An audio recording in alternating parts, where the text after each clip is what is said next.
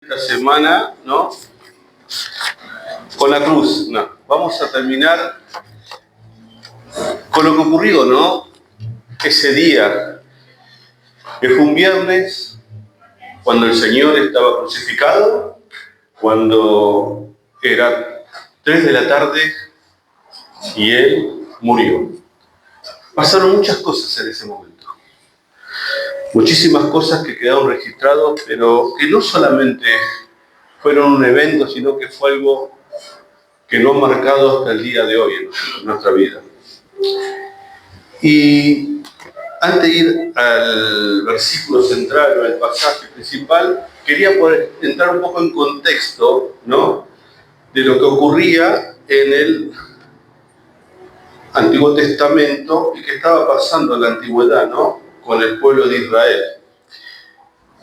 Hay algo que es importante que ustedes puedan comprender y entender. Jesús, Él estaba bajo la ley. Los 4 evangelios estaban bajo la ley. Cuando el Señor Jesús habla del nuevo pacto, cuando Él hace en la Santa Cena, habla de la copa, hay un momento cuando Él está en la cruz y Él muere y es derramada su sangre, comienza el nuevo pacto y lo que nosotros comprendemos como el Nuevo Testamento. ¿Amén? Primero eso para que puedan entrar en contexto. Eso es importante que ustedes comprendan que Él estaba bajo la ley hasta ese momento. Y ahora quisiera que fuéramos a una imagen, lo que era en la antigüedad, lo que eran los sacrificios. Acá vamos a ver una imagen, algunos pueden ver, pero están lejos, no. Esto es lo que sería el tabernáculo y lo que separaba, ¿no? Un velo separaba el lugar santo del lugar santísimo. ¿Lo ven? Muy bien, vemos que en el lugar santo se encontraba un candelabro, vemos ahí, ¿no? Que eso era conocido como el menorá, ¿no? Era totalmente de oro y tenía 7 brazos.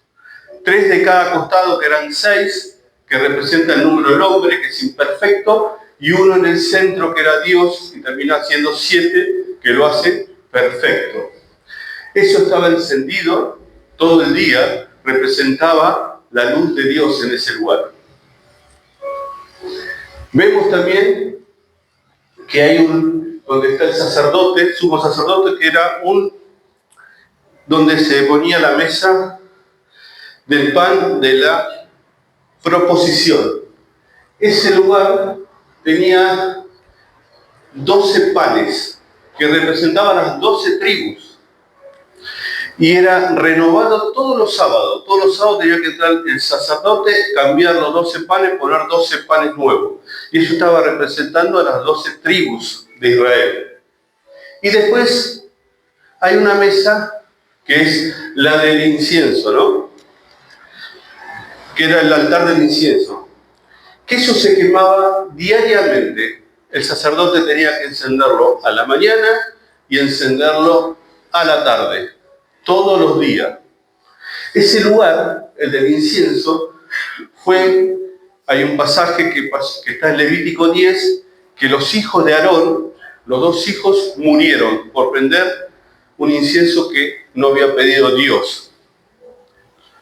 Y murieron, y Dios le mandó a decir a Moisés que sacara los otros hijos, el cuerpo de los 2 hijos que murieron, y que Aarón no se rasgara la vestidura y no haga luto por sus hijos. Pero que usted vaya dándose cuenta de lo importante que era ese lugar, ¿no? Y vemos que hay un velo, ¿no? Una cortina. Ese velo tenía 10 metros por 18 metros de alto y tenía 10 centímetros de espesor. Estaba hecho de lino fino y era de color carmesí azul y representaba la realeza, ¿no? Y también representaba el cielo y la tierra. Y tenía orden el sumo sacerdote que no podía entrar en ningún horario diferente, ningún día diferente, solamente podía entrar un día en el año, que era el día de la expiación, o el Yom Kippur para los judíos, una fiesta importante. Si entraba en otro momento, moría. Ese velo separaba el lugar santo del lugar santísimo. Y en el lugar santísimo se encontraba el arca, que los días hablamos, ¿no? ¿Qué había dentro del arca? ¿Se acuerdan? El maná, las tablas de la ley y la vara de Aarón, reverdecido. Ese lugar, el lugar santísimo, estaba en total oscuridad. No había ventanas y no tenía luz. Y como dije antes, el sumo sacerdote podía entrar solamente una vez al año. Durante todo el año hacían 2 sacrificios, a la mañana y a la noche, mataban animales. En el lugar santo, fuera del lugar santo, en el atrio. Y entraban y tiraban, rociaba 7 veces sangre sobre el altar del incienso y de dentro, después una vez al año, dentro del altar de proposición. Ustedes imaginen esto, vayan pensando esto, 2 animales por día, todos los días del año, 2 animales. Fuera de las fiestas, que durante las fiestas hacían más sacrificios de animales. Solamente para que usted sepa, Salomón, cuando inauguró el templo, mató 122.000 carneros y 22.000 machos cabríos. Solamente para la inauguración del templo. Usted imagínese todos los animales que se sacrificaban. ¿Por qué hacían este sacrificio? Había un sacrificio que era un holocausto, que era quemar un animal, que era para todos los pecados del pueblo. A su vez, había personas que podían pedir sacrificios por algo personal. A su vez, el sacerdote también hacía sacrificios por él.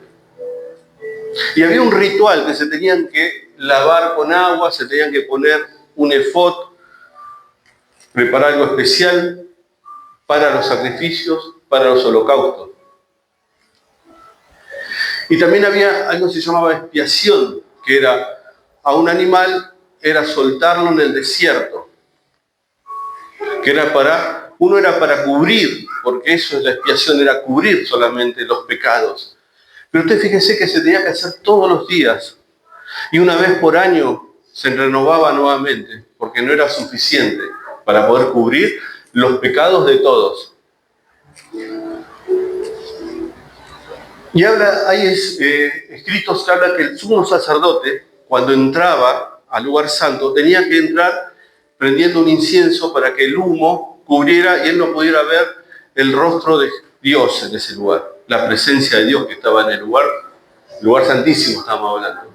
Y cuando entraba una vez al año, para la expiación, para el de Yom Kippur, entraba atado con una soga y una campana. Porque si él moría, lo tenían que sacar fuera, porque nadie podía entrar, porque el que entraba moría. ¿Por qué era ese velo separaba el lugar santo del lugar santísimo? Porque Dios no podía convivir con el pecado. Eso separaba el lugar santo del lugar santísimo, porque el Señor no puede habitar donde hay pecado.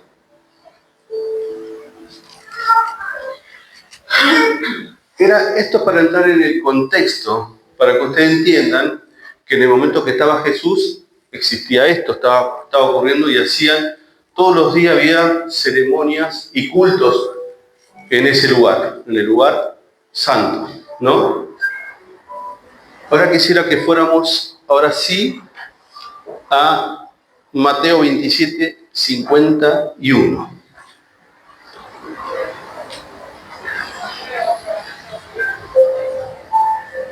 En ese momento, usted imagínese, en el momento más oscuro, el momento más difícil de Jesús. 27:51.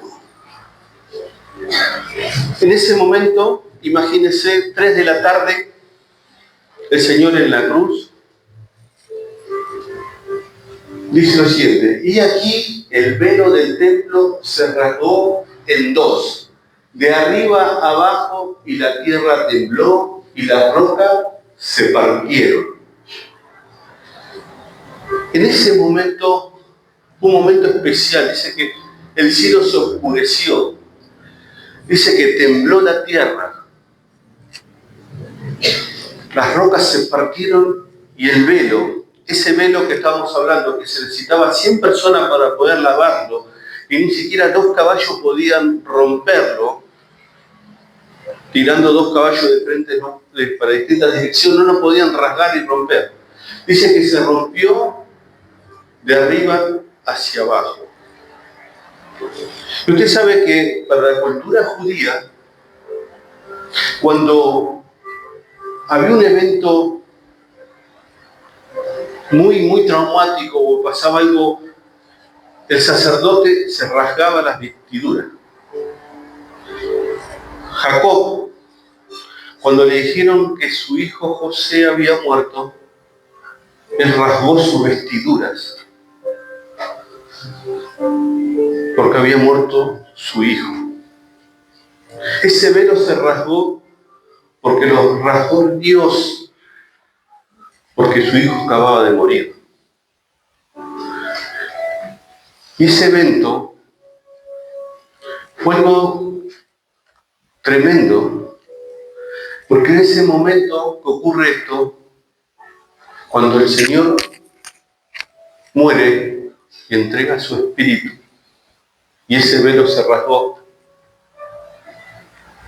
pudimos tener acceso nosotros a ese lugar.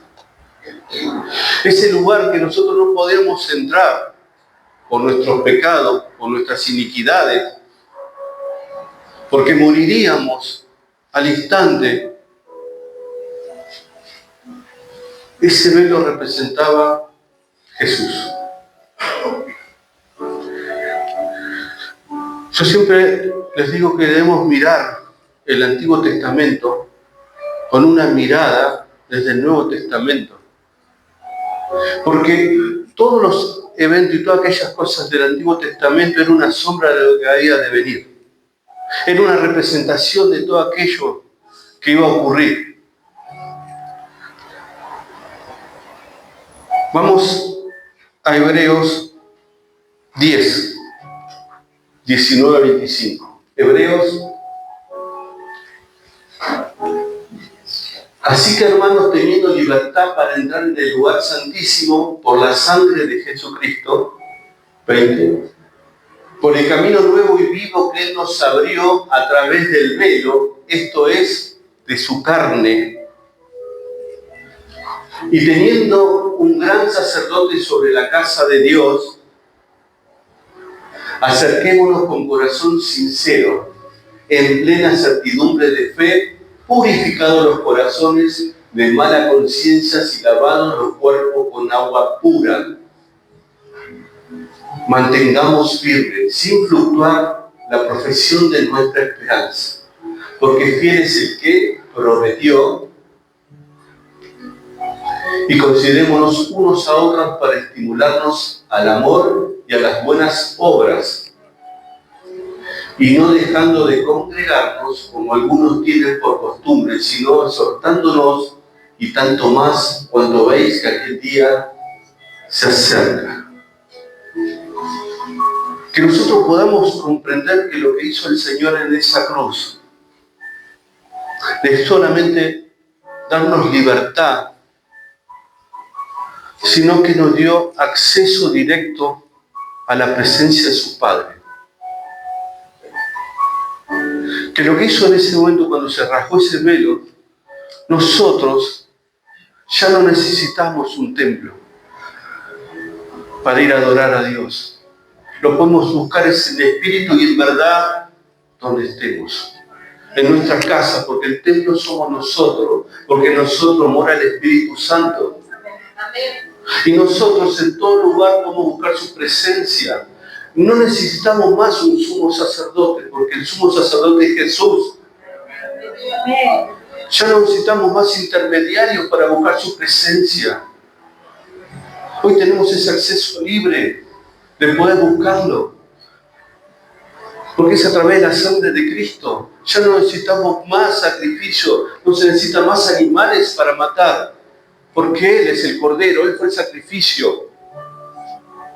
Por Él no necesitamos más sacrificio, porque Él es el sacrificio final, porque Él se llevó todos los pecados. Todos esos sacrificios eran imperfectos, porque debían renovarse todos los días.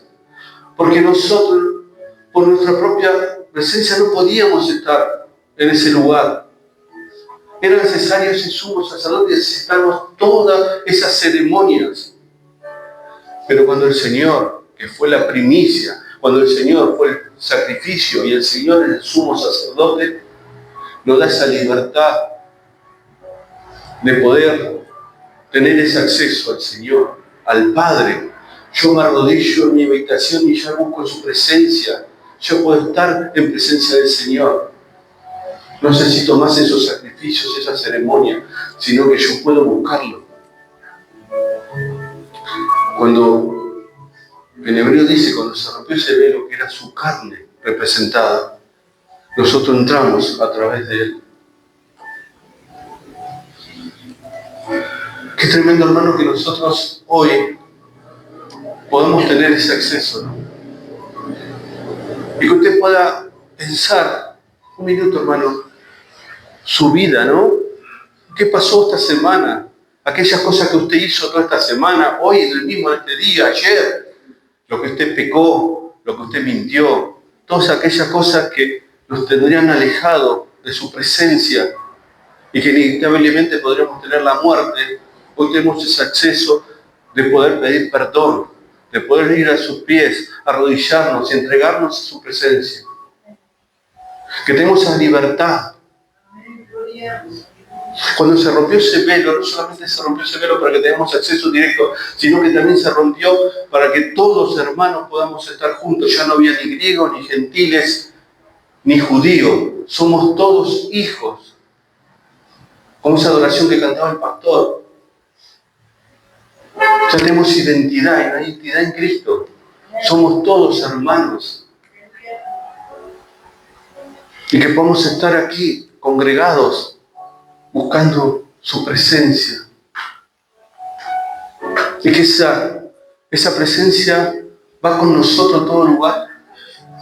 Y que yo pueda estar en mi hogar, pueda estar en mi habitación y tener ese acceso directo al Padre. Y que el Señor renueva su misericordia todos los días de nuestra vida. Que yo pueda pedir perdón, sin importar lo que hiciste, lo que pasó, todos tus pecados, todas aquellas cosas que hiciste ayer, hoy, que podamos tener ese acceso libre a su presencia. Que no necesitamos más derramamiento de sangre, de animales, para que podamos tener ese acceso con el Señor. No sé ustedes, hermanos, pero pensar lo que hizo el Señor en la cruz. Pensar que Él no solamente murió por nosotros, llevándose todos los pecados, todas las maldiciones, todas las enfermedades, sino que nos dejó un consolador, nos dejó el Espíritu Santo, pero también nos dejó libertad para poder buscarlo, tener acceso directo, rasgando ese velo para que vos y yo podamos estar en su presencia. Y que podamos, no necesitemos ir a un templo, sino que podamos buscar su rostro en ese momento más oscuro de tu vida, en esa noche que por ahí estás tan desconsolada, puedes arrodillarte y buscar por su presencia. Y no tengas que esperar que un sumo sacerdote pueda hacer sacrificio por esos pecados, sino que vos puedas confesarlos al Señor. y que tengas ese acceso directo y que puedas decirle, Señor, aquí estoy, a pesar de mis problemas, a pesar de mi duda, de mi pecado, estoy ante ti, Señor Jesús. Quiero que se pongan de pie.